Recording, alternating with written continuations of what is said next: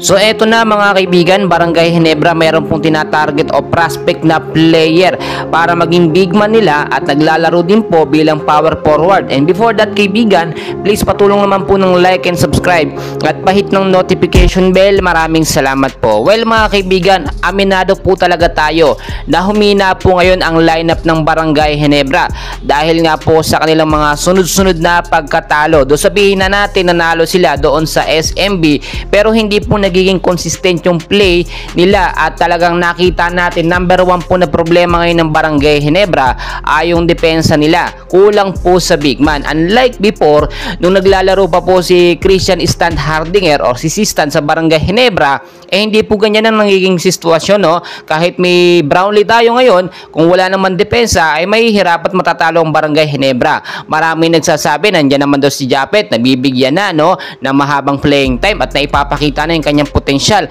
Paano kapag napagod na si Japet, sino ang papalit? Well mga kaibigan, nagkaroon ng magandang solusyon dyan or nakakahanap ng magandang solusyon ng Barangay. Napag-uusapan po mga kaibigan ngayon, ito pong si Troy Rosario, no, na may taas po na 6'7". Ito po ay naglalaro bilang sentro at pwede din pong power forward mga kaibigan, no. Parang ganyan po yung style ng laruan po ni LeBron James, parang ganyan po yung posisyon. So sa mga nagdududa sa performance ni Troy, ay panoorin nyo po yung kanyang mga highlights. So bakit kinakailangan ng Barangay Ginebra ng ganito? So alam naman natin, no, ang prime ngayon ng Barangay Ginebra bilang isang big man at sentro ay si Japet Aguilar. Pero ang kailangan ni Japet Aguilar yung magkakaroon po siya ng kapalitan. Hindi naman natin kailangan o hindi naman kailangan ng Barangay Ginebra ng kasing tangkad po ni Christian Stan Hardinger dahil napakahirap po talaga kumuha ng trade ngayon dahil ongoing po ang PBA. Ito naman po mga kaibigan, si Troy Rosario ay available po at naghihintay na lamang po ng tawag sa mga kupunan po na kukuha sa kanya. Especially ito nga pong pag-target ng Barangay Ginebra ay para maagapan po yung lumalalong sitwasyon ng Ginebra team mga kaibigan.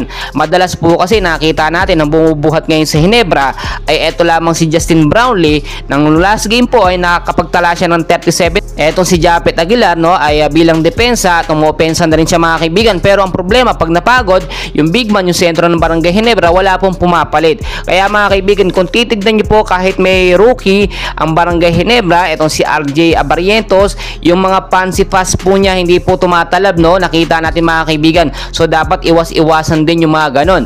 Sabihin na natin nagiging effective yun, no, sa mga tune-up game, no, sa strong group athletics ng Pilipinas talagang effective yung mga fancy fast nito nga pong si RJ Abarrientos kasi yung mga kasama po niya ay mga bilig boys which is sanay po sa mga ganong klaseng exhibition na pasa. Pero dito sa Barangay Ginebra, ibahin po niya, no, dahil ibang sitwasyon ngayon.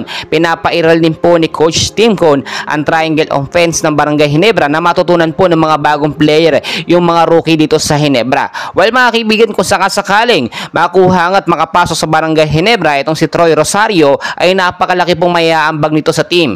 Well mga kaibigan, ang dami po nating kaganapan, so dyan lang kayo and please huwag kalimutan mag-like and subscribe. Maraming salamat.